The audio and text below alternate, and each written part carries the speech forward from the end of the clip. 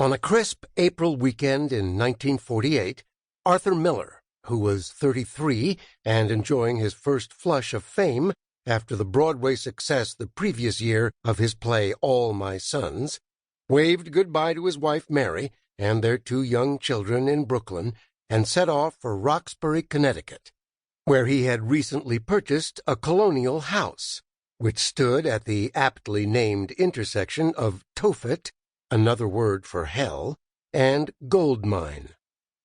He intended to build a cabin on a hillock just behind the house to use as a writing studio where he could shut the door and let things happen.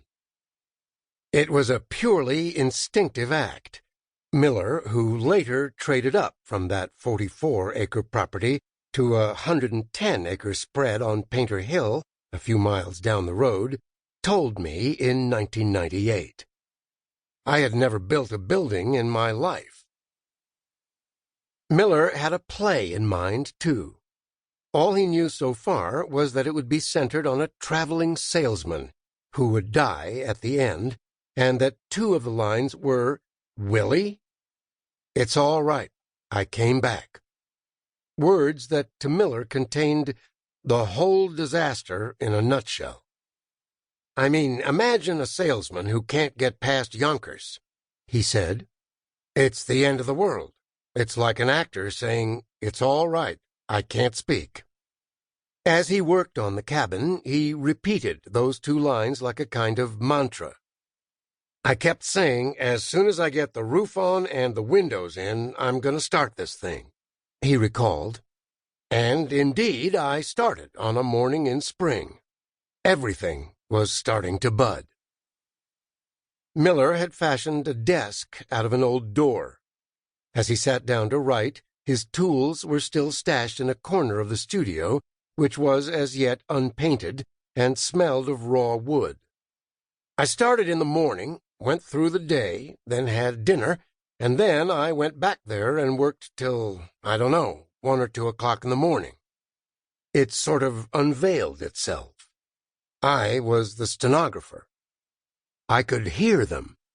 I could hear them literally."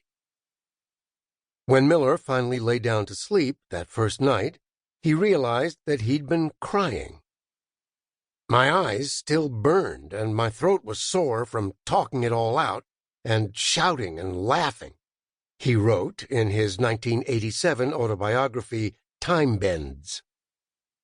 In one day, he had produced, almost as it exists today, the first act of Death of a Salesman, a play that has since sold about 11 million copies, making it perhaps the most successful American play ever published. The show is staged somewhere in the world nearly every day of the year. He didn't write Death of a Salesman, he released it. The play's first director, Elia Kazan, said in his autobiography, Kazan, A Life. It was there inside him, stored up, waiting to be turned loose. To Miller, there was a dreams quality to his memory of that day of writing and the day or 2 that followed.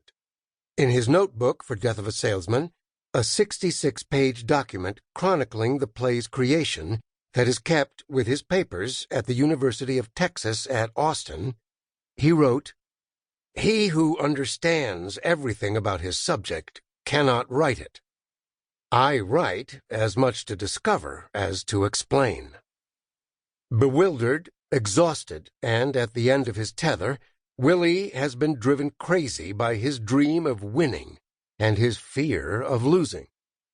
He preaches a gospel of pluck and positivity which hides his humiliated soul from the world and from himself. He is unmoored and full of furious disappointment.